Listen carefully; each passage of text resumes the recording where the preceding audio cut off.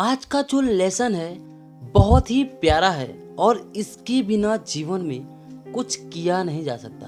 एक छोटी सी स्टोरी सुनाना चाहूँगा आप लोगों को, ध्यान से सुनना। एक गांव में एक बहुत ही अच्छा मूर्तिकार होता है जो बहुत ही बढ़िया मूर्ति बनाता है। साथ में उसका बेटा भी उसका हाथ बटाता है और साथ में पढ़ने जाया करता है। वो मूर्तिकार मूर्तियां बनाता और बाजार ले जाकर बेचता, जिससे उसके घर का खर्च वहन होता है। तो ऐसे में क्या होता है कि उसकी मूर्तियों की चर्चा जो है कि दूर दूर तक होती है। वो पर मूर्ति चार्ज 300 रुपया करता है। कभी कभी बीच में उसका बेटा भी मूर्ति बेचने जाया करता है। वो अपने बेटे को अपनी स्किल सिखाता है। अब क्या होती है, जैसे हर बाप का हर इंसान का उम्र होता है, वैसे उस बाप की भी अब उम्र हो गई थी। अब वो काम करने में सक्षम नहीं था, उसकी उम्र ढल चुकी थी। तो सोचा क्यों ना ये स्किल्स अपने बेटे को अच्छे से सिखाकर और आगे बढ़ाया जाए इस परंपरा को। तो अपने बेटे को स्किल्स सिखाता है और उसका बेटा पहले से ही इच्छुक होता है। वो पहले से ही थोड़ा बहुत जानता था मूर्तियां बनाना। अब वो पूरे तरीके से वर्क करता है तो और अच्छे से सीखता है। तो उसका पिता उसको पर डे सिखाता और वो अपने पिता की जगह अब वो मूर्तियां बेचने जाने लगा। और वो जब मूर्तियां बेचता था तो उसके पिता से भी ज्यादा नाम इसकी मूर्तियों का होता था। तो जब वो वापिस घर आता तो अपने पिता से कहता कि पिताजी, आज जो है कि मैंने मूर्तियों को 300 से ऊपर के प्राइस में बेचा और मेरी मूर्तियों की बहुत ही तारीफ हुई। पिता बहुत खुश होता है, बोलता है बेटा ऐसे ही मेहनत करते रहो और आगे बढ़ते रहो। ऐसे ही पिता फिर सिखाता उसको, फिर से बोलता है कि बेटा तुम्हारी मूर्ति में अभी एक कमी है, इस कमी को पूरा करो और जो है कि तुम्हें और इम्प्रूव मिलेगा और इससे तुम्हारी मूर्तियाँ और अच्छी लगेंगी और लोग और तारीफ करेंगे और कॉस्टली प्राइस में तुम अपनी मूर्तियों को बेच सकते हो। बेटा फिर इम्प्रूव करता है, फिर से मार्केट जाता है, फिर से उसकी मूर्तियाँ इस बार 500 से बढ़कर सीधे 700 हो जाती हैं और उसकी मूर्तियों की और तारीफ होती है। फिर से लड़का खुश होता है, फिर से घर वापस आता है, फिर से अपने पिता को सारी घटना बताता है। पिता फिर से खुश होता है और फिर बोलता है बेटा फिर भी तुम्हारी मूर्तियों में अभी एक कमी है। फिर वो सुधारता है, फिर वो अगले दिन जाता है, फिर उसकी मूर्तियों का रेट बढ़ जाता है, फिर से तारीफें मिलती हैं, फिर वो वापस आता है। उसके बाद वो बोलता है, फिर उसका पिता बोलता है कि बेटा अभी भी तुम्हारी मूर्तियों में एक कमी है। तो बेटा अपने पिता को डांट देता है, बोलता है पिता सब हमारी मूर्तियों की तारीफ करते हैं और आप हमारी द्वारा बनाई गई मूर्तियों में हमेशा कमियां निकालते रहते हैं। ये क्या है? आपने तो कभी 300 से ज्यादा प्राइस में मूर्तियां बेची नहीं। अब मैं 1000 रुपए से ऊपर बेच रहा हूँ और आप मुझे सिखा रहे हैं। रहने दीजिए, आपसे अच्छी मूर्तियां मैं अब बना रहा हूँ। अब आपकी जानकारी की मुझे कोई जरूरत नहीं है। पिता खामोश बैठ जाता है। बेटा अगले दिन जाता है, प्राइज में कोई बढ़ोतरी नहीं होती है, तारीफ में भी कोई बढ़ोतरी नहीं होती है। बेटा वापस आता है, अपने पिता से कुछ नहीं बताता है।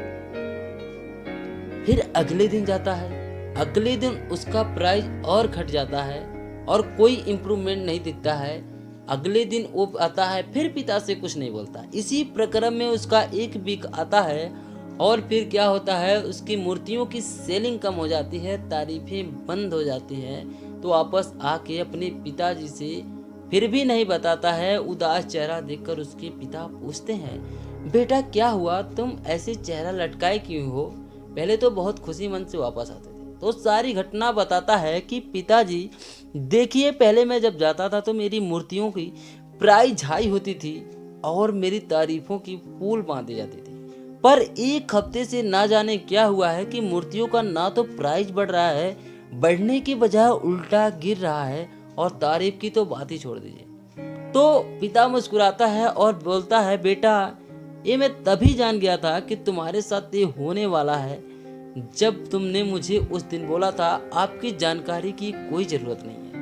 तो बोला कि पिताजी जब आपको पहले से पता था तो आपने बताया क्यों नहीं? बोले कि बेटा अगर मैं उस समय तुमको बताता तो समझ नहीं आता। तुम्हारी मूर्तियों की तारीफ इसलिए होती थी क्योंकि मैं तुम्हारी मूर्तियों में कमियां निकालता था और तुम अपना और बेस्ट देते थे, इसलिए और बेहतर बनाते थे। इसलिए और बेहतर प्राइस पाते थे और मूर्ति में तुम्हारे लुक आता था और अट्रैक्टिव दिखने लगती थी मूर्ति, इसलिए तुम बेहतर प्राइस और बेहतर तारीफें पाते थे। पर तुमने मुझे उस दिन से रोक दिया, मैंने कमियां निकालना बंद कर दिया, इसलिए तुमने कोई भी एक हफ्ते में अपनी मूर्ति में कोई इम्प्रूवमेंट नहीं लाया।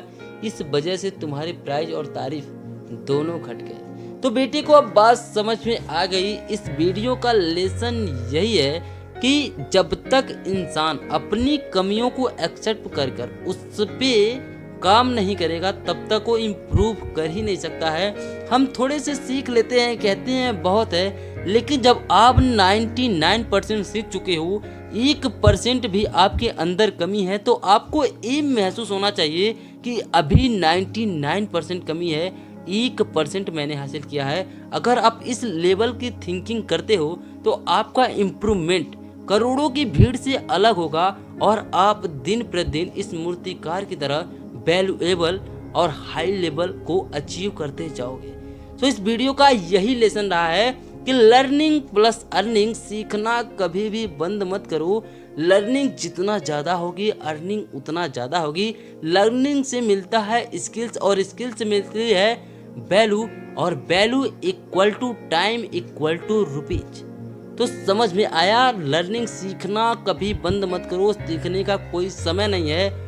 High richest person Bill Gates, Ratan Tata, Ambani, Adani, जितने भी लोग हैं आज भी वो लोग बिक में बुक पढ़ते हैं या मंथली बुक पढ़ते हैं, कुछ ना कुछ सीखते हैं। सीखने को अपना पैशन बनाओ, बाकी सब कुछ अचीव अपने आप हो जाता है।